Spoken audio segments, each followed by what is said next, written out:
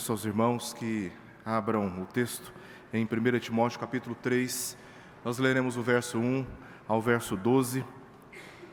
Considerando a assembleia que se aproxima, se o Senhor nos permitir, será realizada no dia 5 de abril. Eu quero trazer agora algumas instruções para muitos, rever algumas instruções da Palavra de Deus sobre a necessidade de observarmos aquilo que ela nos orienta no tocante à escolha de candidatos para o oficialato da igreja. 1 Timóteo, capítulo 3, verso 1 ao verso 12, que diz assim: Fiel é a palavra, se alguém aspira ao episcopado, excelente obra almeja. É necessário, portanto, que o bispo seja irrepreensível, esposo de uma só mulher, temperante, sóbrio, modesto, hospitaleiro, apto para ensinar, não dado ao vinho, não violento, porém cordato, inimigo de contendas, não avarento, que governe bem a própria casa, criando os filhos sob disciplina com todo respeito. Pois se alguém não sabe governar a própria casa, como cuidará da igreja de Deus? Não seja neófito, para não suceder que se ensoberbeça e incorra na condenação do diabo. Pelo contrário, é necessário que ele tenha bom testemunho dos de fora, a fim de não cair no opróbrio e no laço do diabo. Semelhantemente, quanto a diáconos, é necessário que sejam respeitáveis, de uma só palavra, não inclinados a muito vinho, não cobiçosos de sórdida ganância, conservando o mistério da fé com a consciência limpa. Também sejam estes primeiramente experimentados e, se mostrarem irrepreensíveis, exerçam o diaconato. Da mesma sorte, quanto a mulheres, é necessário que sejam elas respeitáveis, não maldizentes, temperantes e fiéis em tudo. O diácono seja marido de uma só mulher, governe bem os seus filhos e a própria casa. Vamos ler o verso 13. Pois os que desempenharem bem o diaconato alcançam para si mesmos justa preeminência e muita intrepidez na fé em Cristo Jesus. Vamos orar?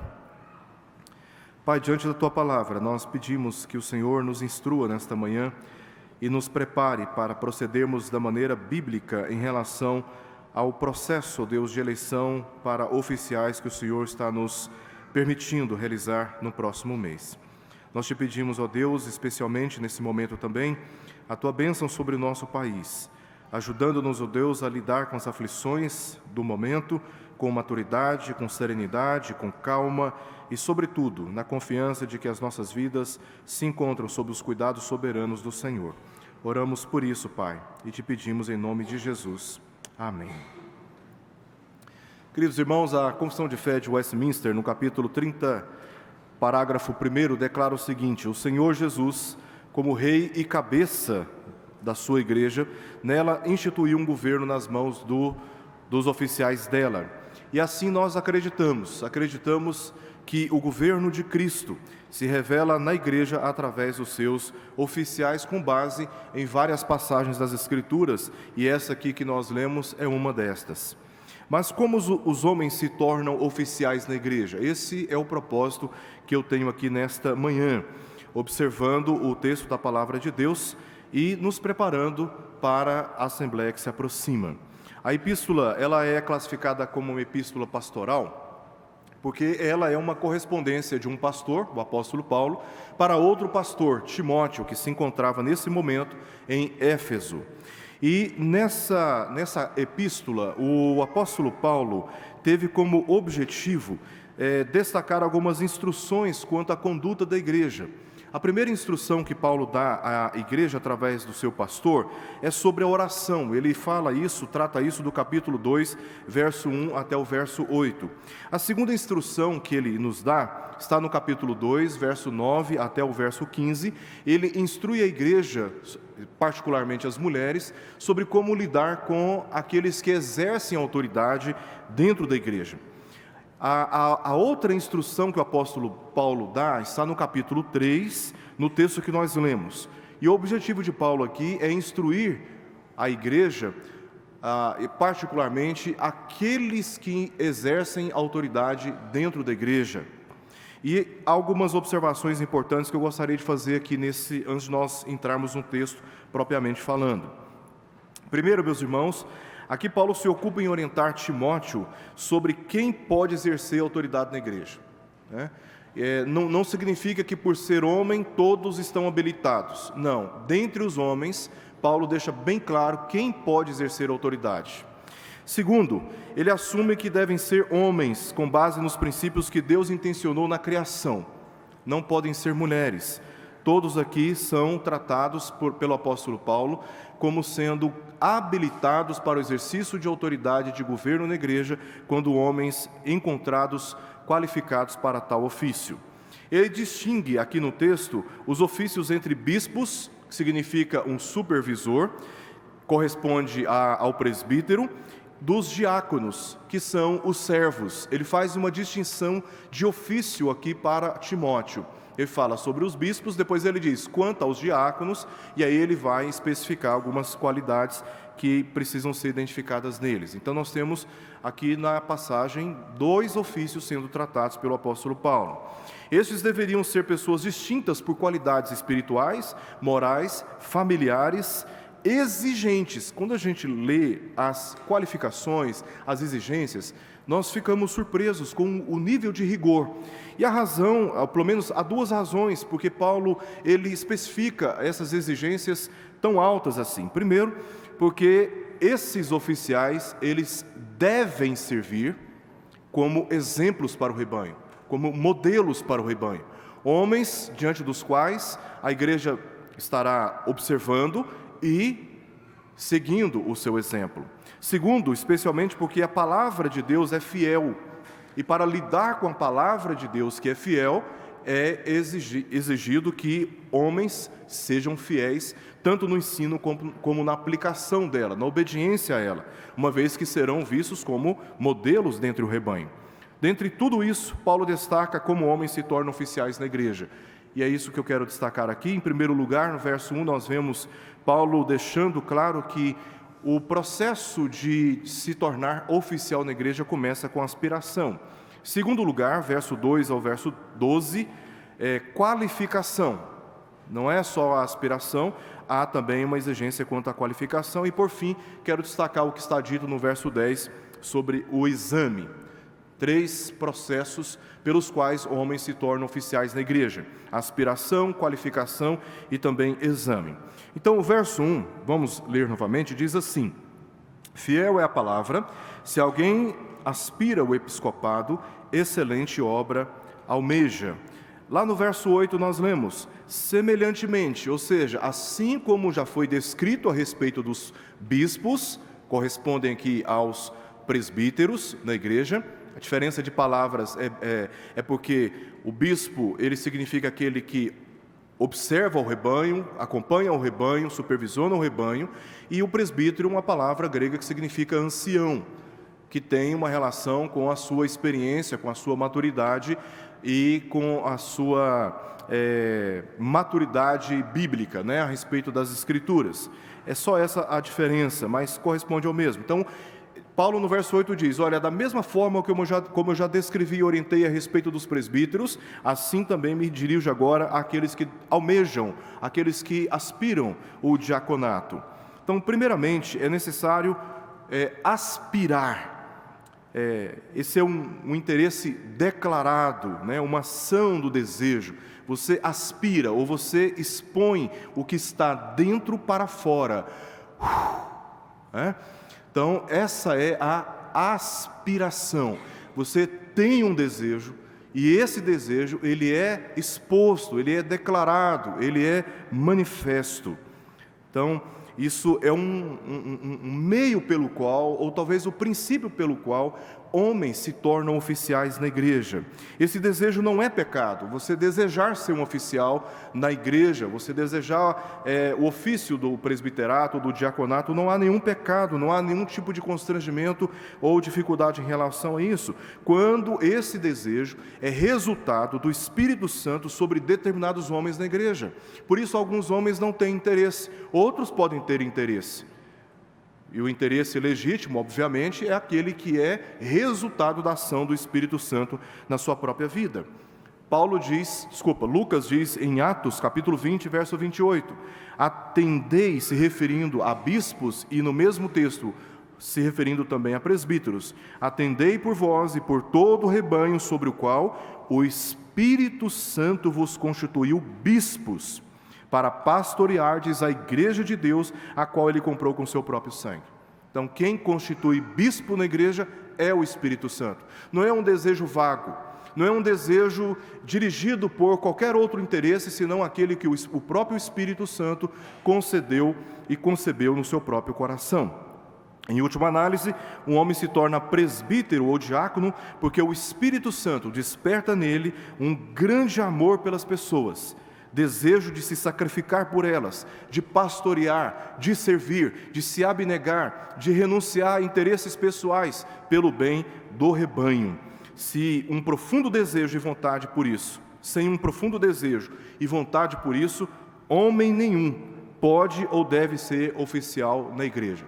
Se homens não são impulsionados pelo Espírito de Deus, pelas motivações da palavra do Senhor, sem esse desejo, sem esse interesse, devem ser honestos e dizer, eu não posso ser um oficial na igreja. Pode ter até as qualificações bíblicas, mas se não há esse desejo, se não há esse interesse, dificilmente eles vão funcionar com alegria, com prazer. Pelo contrário, vão tratar o ofício como sendo algo pesado demais e estarão o tempo todo murmurando ou até mesmo se omitindo das responsabilidades que esse ofício exige. O oficialato só pode ser assumido por homens verdadeiramente vocacionados por Deus, que tenham claras motivações de contribuir com o bem da igreja, jamais movidos pelos atrativos do poder e da evidência. É certo que muitos acabam admitindo porque querem posições de destaque na igreja. Esses desejos não são legitimamente bíblicos e devem ser reprovados por tais homens. Então, em primeiro lugar, Paulo deixa claro que é necessário, no processo aqui, antes de falar sobre qualificações, ele fala que é necessário que os homens aspirem pelo episcopado, tá? Semelhantemente, os diáconos também. Agora, no verso 2 ao verso 12, vemos que o desejo não é suficiente, é preciso apresentar qualificações. O Novo Testamento é perfeitamente claro e positivamente enfático ao dizer que somente homens biblicamente qualificados podem ser indicados ao oficialato. Se você indicou pessoas que não atendem biblicamente aquilo que está escrito e é revelado a nós por parte do Senhor, se arrependa disso e negue votar na pessoa que você mesmo indicou. Ainda há tempo. Mas se você indicou pessoas que atendem exatamente às indicações bíblicas, vote nessa pessoa na confiança de que esta é a vontade de Deus para o seu povo. Além do desejo, a Bíblia exige que os candidatos sejam indicados e eleitos somente se possuírem as qualificações declaradas por ela.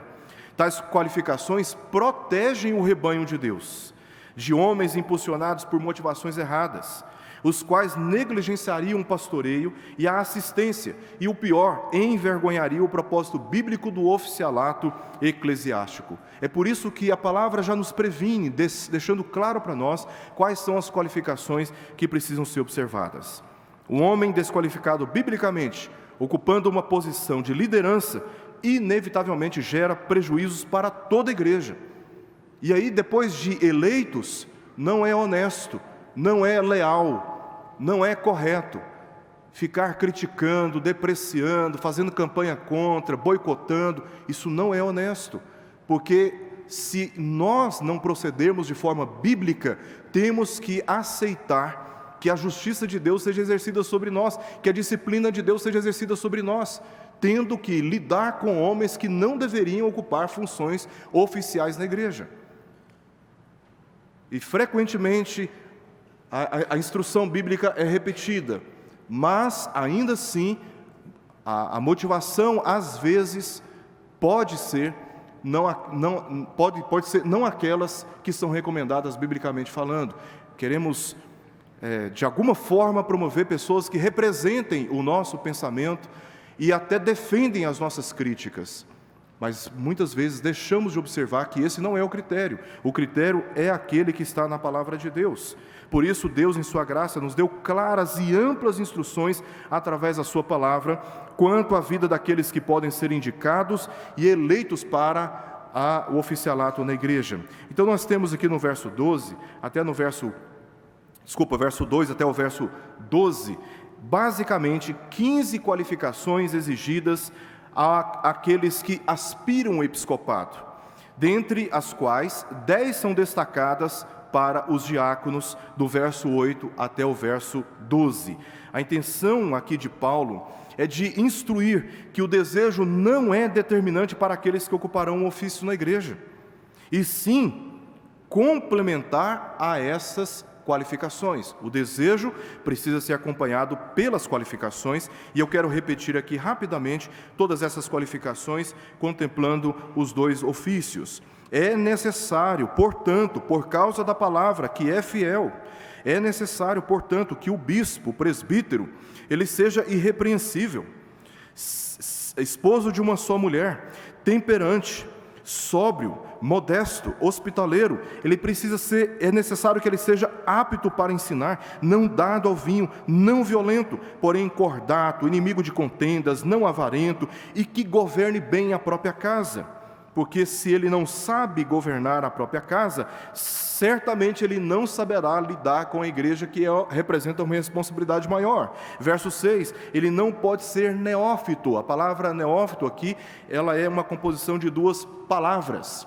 Neo significa novo e fitos, que significa planta. A ideia que essa palavra dá é a de uma planta cuja raiz, as suas raízes são curtas.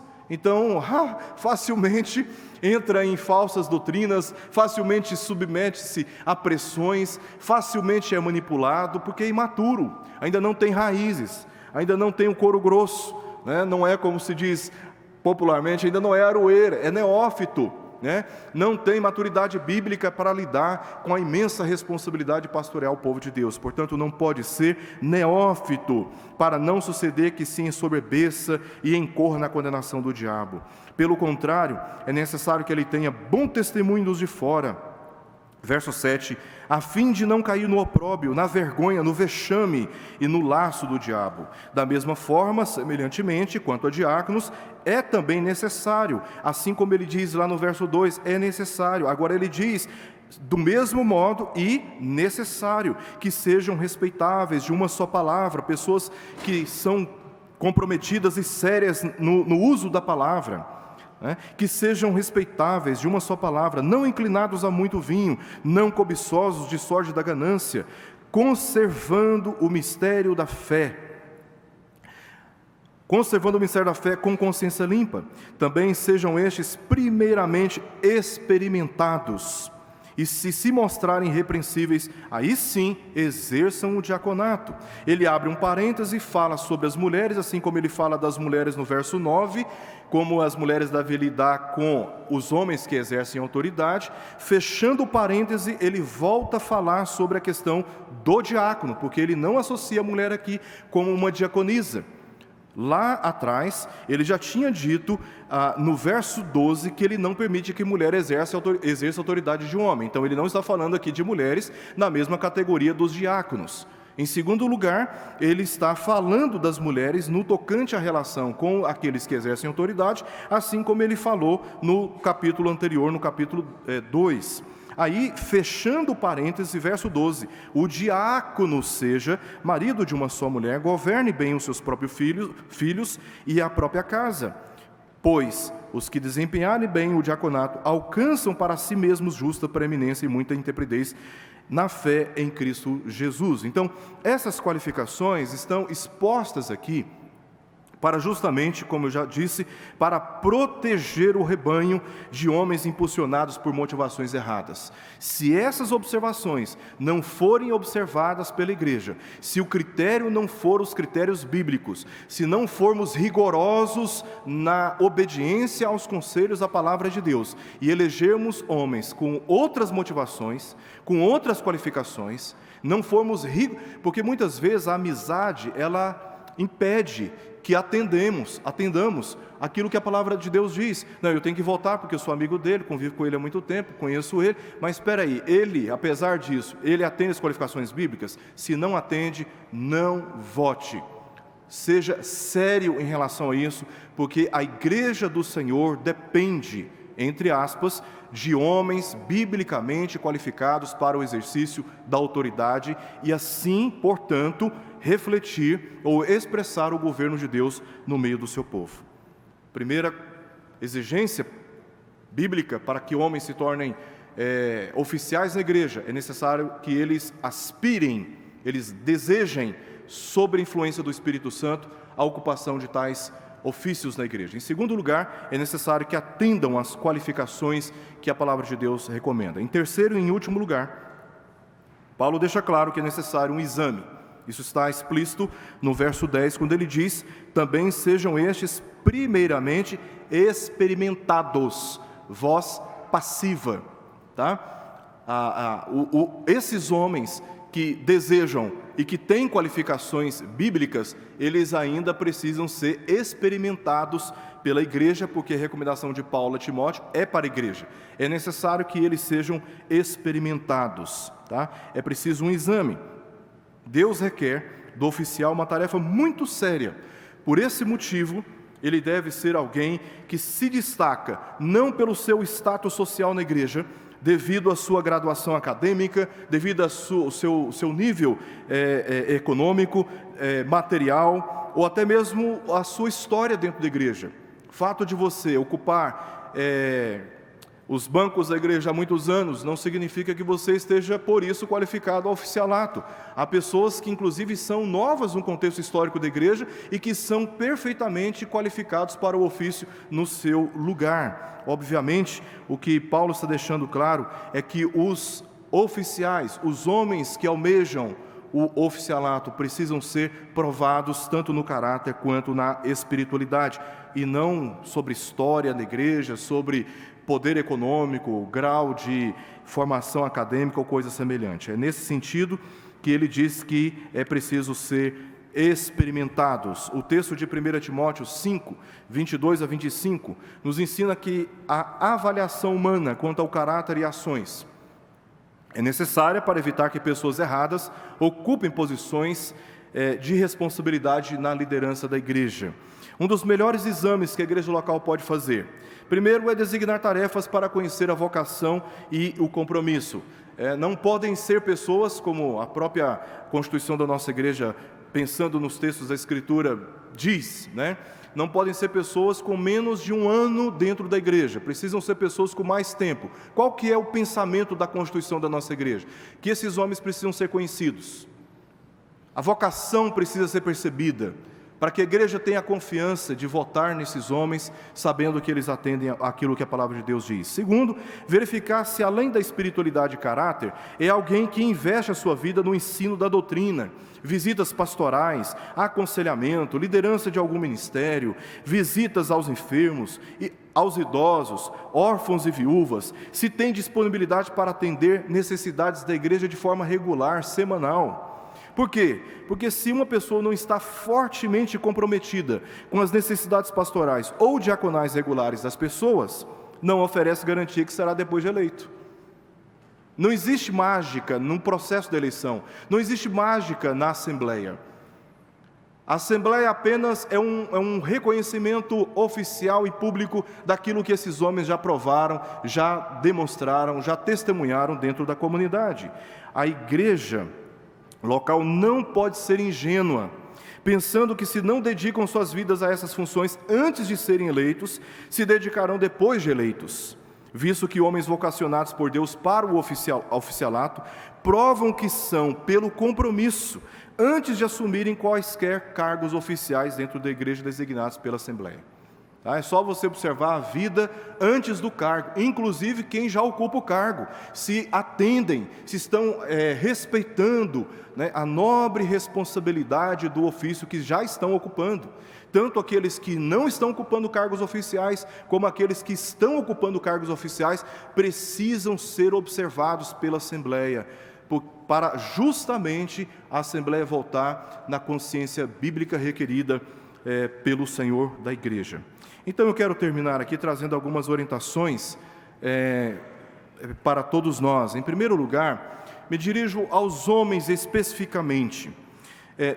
Deseja exercer a função do presbiterato ou do diaconato. Esse desejo ele é honroso, ele é legítimo, ele é aprovável, né? Verifique se atende às qualificações exigidas da palavra de Deus. Faça esse autoexame honesto, transparente, sincero, né? Com você mesmo, observando o que diz a palavra de Deus. Se você atende e seu nome tenha sido indicado por algum membro da igreja, considerado apto para o oficialato pelo conselho da nossa igreja, aceite participar do pleito. Não corra. Você tem um desejo, seu nome foi indicado, o conselho examinou e o considerou apto. Neste caso, aceite a indicação. Aceite a indicação para participar do pleito. Além da imensa responsabilidade, é um imenso privilégio que o Senhor nos dá de servir o seu povo autorizados por Ele, porque a autoridade é dada pelo Senhor. E Ele usa apenas a igreja, mas a autoridade vem do Senhor, é o Espírito quem nos constitui. A igreja apenas, ela testifica aquilo que é a vontade de Deus no momento do voto. Agora eu me dirijo à igreja como um todo que participa do voto, homens, mulheres, ou seja, todos os membros comungantes da igreja. Seja criteriosa ao votar em qualquer nome para o oficialato, observando as qualificações exigidas para cada um.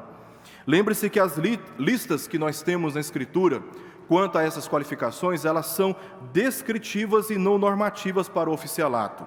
Isso significa dizer que nem todos são aptos para ensinar, como um professor de escola dominical, por exemplo.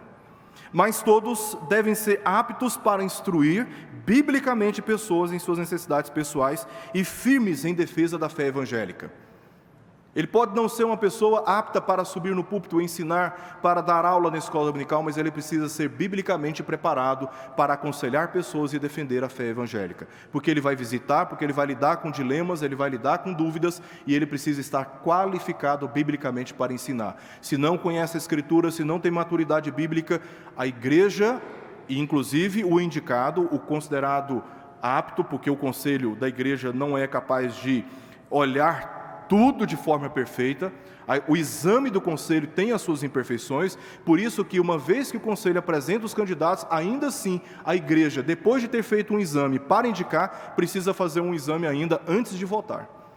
Tudo isso justamente para filtrar aqueles que vão representar o governo de Deus na sua igreja. Por fim, nos dediquemos às orações, pedindo que Deus realize a sua vontade e nos oriente na escolha daqueles que assumirão cargos oficiais na igreja, representando, como já foi dito, o governo de Deus entre nós. Se observarmos a palavra de Deus, Ele nos abençoará. Se não observarmos a palavra de Deus e agimos sem alinhamento, sem sintonia com ela, depois sofreremos os danos por causa da nossa desobediência e da nossa carnalidade. Que Deus tenha misericórdia de nós, nos dê serenidade, maturidade e firmeza para observarmos o que diz a palavra do Senhor e assim votarmos de consciência livre na presença do Senhor. Vamos orar?